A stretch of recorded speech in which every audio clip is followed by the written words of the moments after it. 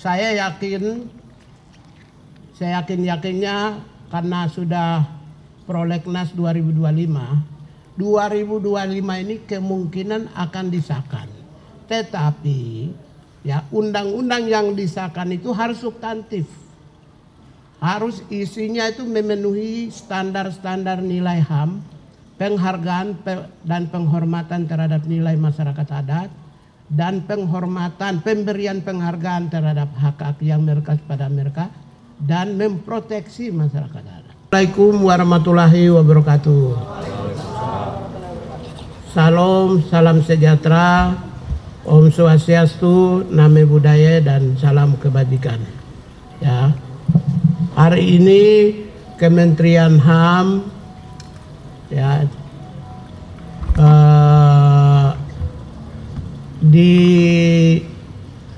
bertemu ya dengan komunitas masyarakat adat yang dipimpin oleh Pak Abdon Nababan dan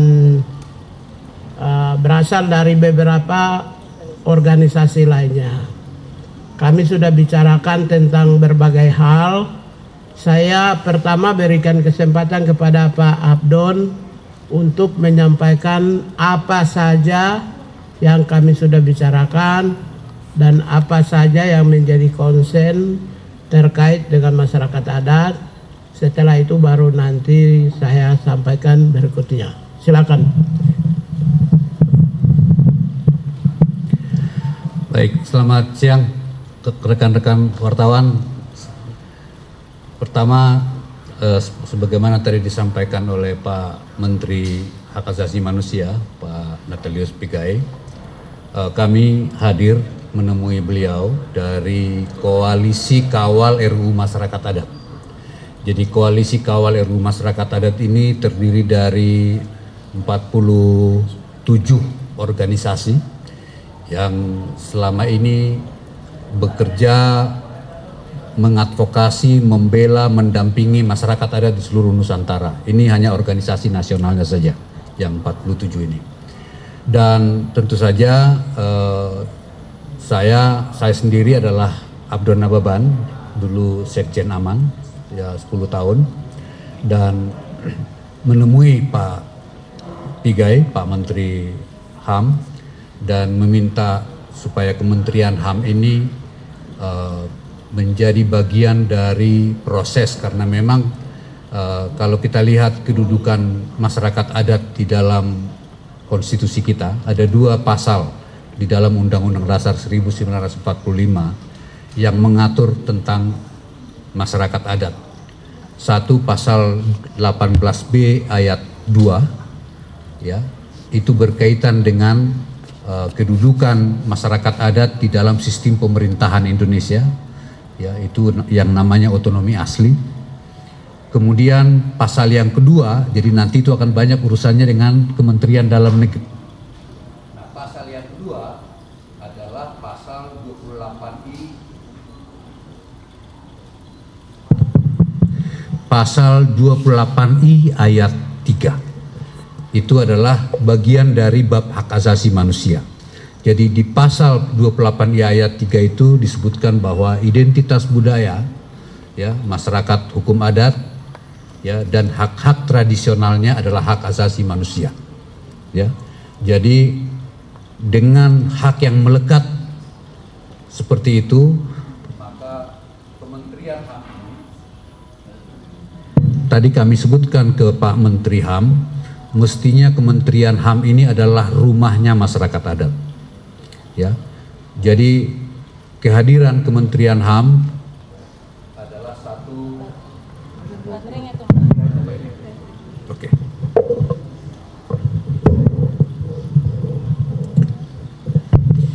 Jadi Kementerian HAM ini di pemerintahan Pak Prabowo Subianto adalah berkah bagi masyarakat adat, karena kami tadi sampaikan ke Pak Menteri, inilah rumah kami, rumahnya masyarakat adat.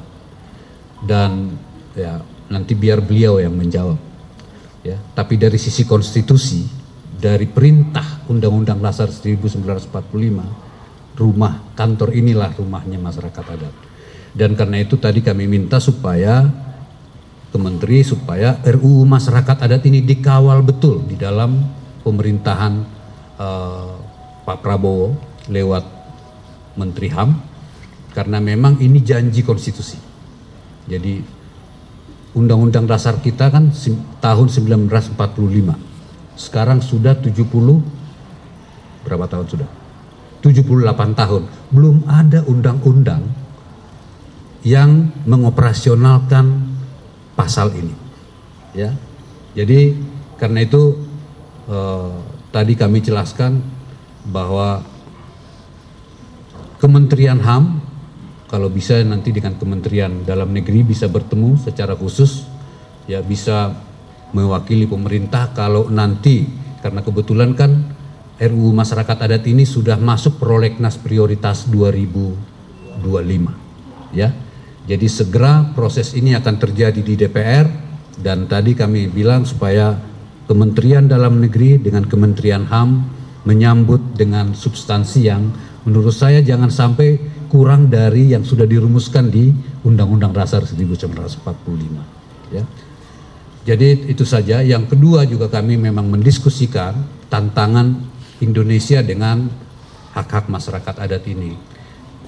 Kami tadi menjelaskan banyaknya konflik-konflik di daerah, ya, karena hak-hak masyarakat adat ini tidak teradministrasikan dengan baik dan benar, sehingga menimbulkan konflik ketika ada investasi. Jadi tadi kami sebutkan ke Pak Menteri, masyarakat adat tidak anti investasi, tapi investasi yang merampas hak-hak masyarakat adat itulah yang kami tidak mau, ya. Dan Pak Menteri mengatakan justru kalau ada RUU Masyarakat Adat ini kita coba, ya, dorong supaya kepastian berusaha itu berjalan bersama dengan kepastian atas hak-hak masyarakat adat, sehingga antara apa yang direncanakan oleh pemerintah dengan apa yang diinginkan oleh masyarakat adat bisa dipertemukan. Itu yang tadi kami diskusikan. Itu dulu mungkin dari kami, mudah-mudahan ada tambahan dari teman-teman yang belum saya sampaikan. Silakan.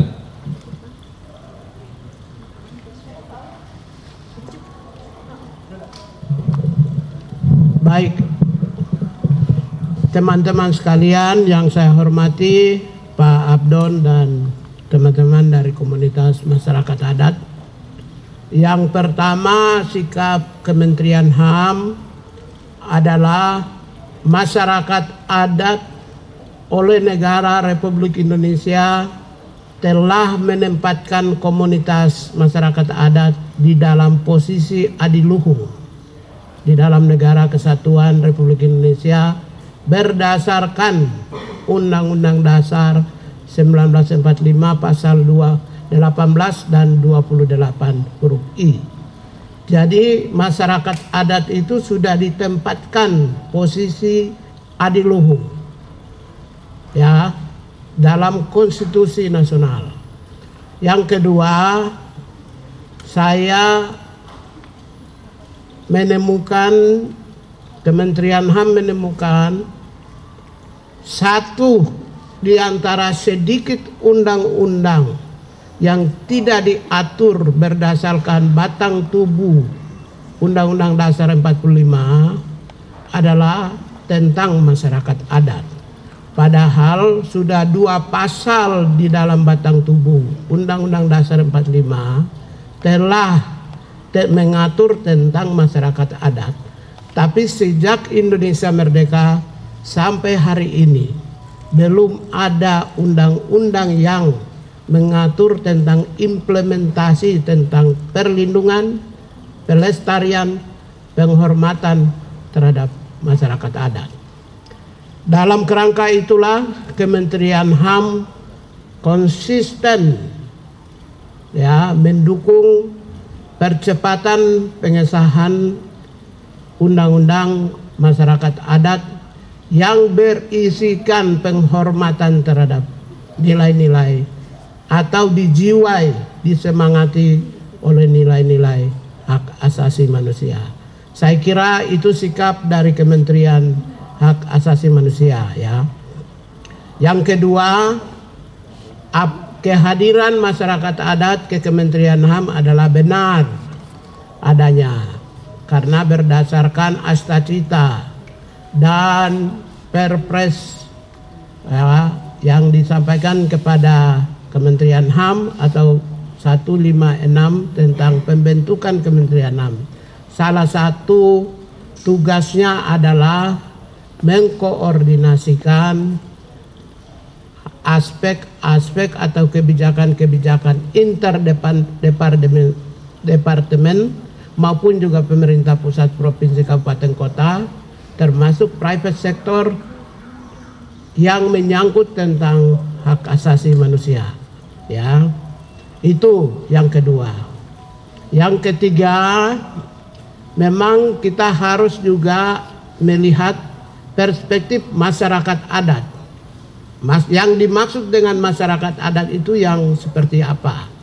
Apakah societies atau communities, patembayan atau paguyuban, berdasarkan perspektif Ferdinand Tönnies. Ada Gemeenschap, ada Gesellschaft.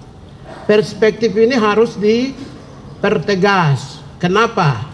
Karena orang tidak paham tentang patembayan dan paguyuban. Gesellschaft, Gemeenschap dan Gesellschaft, ya. Komunitas dan society and communities. Karena itulah seringkali dicampur adukan, sehingga masyarakat adat sesungguhnya mengalami pergeseran. Pergeseran itu contoh Gemeenschap. Ya, kemudian ada komunitas lain yang masuk di sebuah wilayah diklaim sebagai pemilik lokal, pemilik asli, sehingga menyebabkan konflik. Konfliknya itu meluas. Tidak hanya sekedar klaim adat, ada juga yang melakukan rekayasa adat, ada juga yang membentuk organisasi kesatuan adat, sehingga apa? Ketika ada investasi masuk, justru investor itu melakukan melibatkan kelompok yang direkayasa. Itu karena itu pertegas pengertian masyarakat adat itu apakah Gemeenschap, Gesellschaft menurut Ferdinand Tönnies. Kalau dalam bahasa Jawa itu adalah paguyuban, patembayan. Dalam bahasa Inggris itu adalah communities atau societies. Pengertian-pengertian ini harus dipertegas. Yang kedua, menurut saya di dalam konteks nasional, negara Republik Indonesia masih tetap konsisten pada istilah local communities, LC. Ya, tapi itu dalam konteks politik ya. Karena itu juga menjadi inline dengan Kementerian Luar Negeri dan inline juga dengan Perserikatan Bangsa-Bangsa. Kesepakatan ini juga harus kita pertegas. Yang ketiga itu adalah aspek tentang persoalan misalnya tentang agraria. Ada pengertian, ada juga regulasi agraria yang terkait dengan sertifikat hak komunal. Apakah sertifikat hak komunal itu yang dimaksud itu objeknya yang mana? Ya, hak milik satu, hak komunitas masyarakat atau komunitas yang lebih luas, atau hak komunal itu ada hak ulayat. Pengertian ini juga perlu menjadi perhatian. Yang berikutnya yang perlu menjadi perhatian adalah investasi. Ya, oleh masyarakat adat memaknai investasi yang masuk itu merusak berbagai aspek termasuk masyarakat adat. Kementerian HAM konsisten standar investasi berbasis HAM harus memberitahu masyarakat asli pemilik hak ulayah, right to know, karena di dalam konteks pembangunan right to know itu adalah atau hak partisipasi masyarakat itu adalah aspek yang sangat penting dalam human rights. Yang kedua, karena itu perizinan yang masuk harus partisipasi aktif dari pemilik hak ulayat masyarakat. Yang kedua, keterlibatan masyarakat lokal sebagai subjek daripada pengelolaan usaha. Yang ketiga adalah masyarakat lokal harus dilibatkan sebagai pekerja di dalam komunitasnya. Yang keempat, clean and clear terhadap persoalan tanah. Yang kelima itu adalah terkait dengan negara harus untung. Kehadiran perusahaan negara harus untung. Yang kedua, masyarakat harus untung. Yang ketiga, perusahaan juga harus untung. Yang keempat, keenam itu kehadiran perusahaan tidak boleh menggeserkan nilai-nilai budaya dan tatanan adat yang ada di sekitarnya. Dan kehadiran perusahaan sejatinya adalah memproteksi masyarakat adat dan melestarikan masyarakat adat, ya, bukan meniadakan masyarakat adat. Lalu yang berikut adalah kehadiran perusahaan berorientasi pada kelestarian lingkungan. Apa yang dimaksud dengan lingkungan? Saya ingin cerita sedikit saja sebelum ini. Yaitu seperti burung pipit yang kecil, dia tinggal di sebuah pulau. Kemudian tiba-tiba ketika El Nino, ya, hutan sebuah pulau itu terbakar. Burung pipit yang kecil itu dia terbang, dia pikir dia bisa hinggap dan aman di tempat lain. Terbang sampai akhirnya karena satu pulau itu terbakar, burung pipit pun ikut mati. Siapa yang salah di sini? Ketika burung pipit itu mati karena hutannya kebakaran, ya manusia. Itu man-made. Kejahatan yang dilakukan oleh manusia menyebabkan burung yang tidak berdosa juga mati. Karena itu investasi yang masuk selain menyelamatkan manusia, menyelamatkan nilai budaya dan tatanan, juga menyelamatkan ekosistem dan menyelamatkan burung. Saya kira aspek-aspek itu, karena itu kami sudah sepakat dalam waktu dekat kami akan lakukan FGD di kantor. Kami menunggu naskah akademik. Setelah itu dengan draft RUU-nya kami akan kawal, kami akan menyurati, kami akan mendorong, dan 100% kami akan mendorong itu. Terima kasih.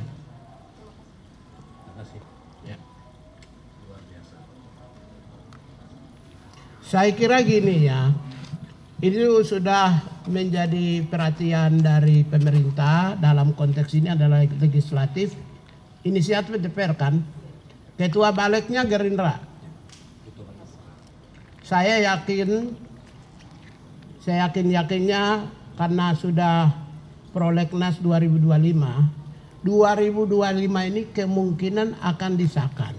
Tetapi ya, undang-undang yang disahkan itu harus substantif. Harus isinya itu memenuhi standar-standar nilai HAM, penghargaan dan penghormatan terhadap nilai masyarakat adat, dan pemberian penghargaan terhadap hak-hak yang melekat pada mereka, dan memproteksi masyarakat adat. Saya kira itu yang penting. Konten isi yang berkualitas, dijiwai, disemangati, dan juga melestarikan kondisi masyarakat adat yang ada tanpa mengurangi nilai apapun. Itu yang penting. Tapi bahwa pengesahan itu kalau sudah menjadi hak inisiatif DPR, saya meyakini, apalagi saya pasti akan menyurati ya. Saya meyakini tidak akan mengalami kesulitan. Begitu. Ada lagi? Mungkin ini terkait pelanggaran HAM yang pengiriman anak nakal ke barak. Apakah itu merupakan pelanggaran HAM atau? Nah, itu nanti aja dulu. Ini kita selesaikan dulu yang ini. Yang masyarakat. Nanti setelah itu saya jawab ya. Ada lagi yang masyarakat adat? Kita bungkus. Oh ya, boleh. Nambahin dikit, mungkin berharap setelah bertemu dengan Bapak Menteri, Badan Legislasi DPR segera membentuk panja Bang ya, panitia kerja di Badan Legislasi untuk segera membahas RUU masyarakat adat, karena kan ini udah hampir 15 hampir 20 tahun tidak pembahasan, dan baik sekali Menteri HAM hari ini menyambut baik dan akan menyurati, dan semoga balik segera membentuk panja hak asasi panja RUU masyarakat adat dan berproses mulai Juni mungkin bisa berproses untuk pembahasan. Terima kasih. Kawan-kawan masyarakat sipil di Koalisi Kawal sudah menyiapkan draft naskah akademik dan RUU-nya yang akan kita sampaikan kepada DPR dan pemerintah. Terima kasih. Kami akan menyurati ke DPR, misalnya ya, sebagai Kementerian HAM ya, itu setelah kami FGD awal Juni, setelah itu kalau sudah dapat naskah akademik dan RUU ya, baru jangan kira besok lusa ini sudah menyurati. Nanti yang kemudian yang terakhir saya menyampaikan terima kasih kepada teman-teman wartawan. Ini yang jarang disampaikan. Ya. Kalau ketika Anda berada kepada orang-orang yang membutuhkan pertolongan, kalian masuk surga semua. Saya hakul yakin. Karena itu wartawan atau media itu tidak hanya sebagai salah satu pilar demokrasi, tapi pilar kemuliaan.